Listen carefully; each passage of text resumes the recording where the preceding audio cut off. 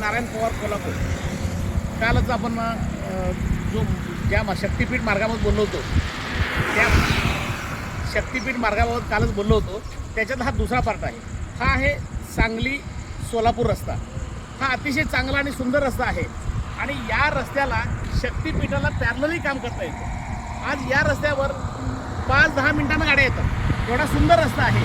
शक्तिपीठ असेल तर जिथं जिथं शेतकरी जमिनी द्यायला तयार आहेत ते रिंग रोड करून अशा रस्त्यात जोडू शकता ना आपण. आज जाणीवपूर्वक शेतकऱ्यांच्या जमिनी घेऊन सरकारला काय साध्य होणार आहे? आज असे चांगले रस्ते तयार असताना त्याला जिथं जिथं तुम्हाला शक्तिपीठ आहेत त्या शक्तिपीठाचे रस्ते जोडता नाही आहेत. समजा आपल्याला विटा आटपाडी येथील शेतकरी जमिनी द्यायला तयार आहेत, तर त्या शेतकऱ्याची जमिनी घेऊन तिथून रिंग रोड करा आणि जिथं जवळपास हायवे आहे त्या हायवेला अटॅच करा. शक्तिपीठ महामार्गाचा 8 तास कशासाठी? काय कॉन्ट्रॅक्टरला पोहोचण्यासाठी? हे आपण जाणून घेतलं पाहिजे आणि प्रत्येक गावातील लोकांनी जोरदारपणे याला विरोध केला पाहिजे. कारण अंदाजे बजेट जे आपण मेडेच्या माध्यमातून ऐकतो 86,000 करोड रुपये त्याचा टोल भरायचा.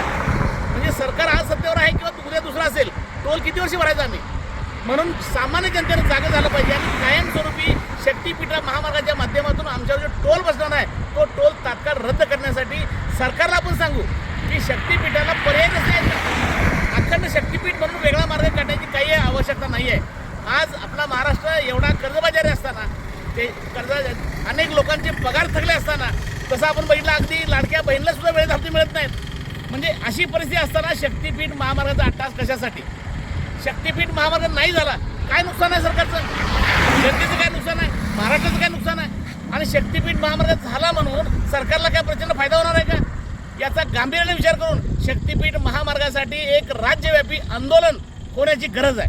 धन्यवाद.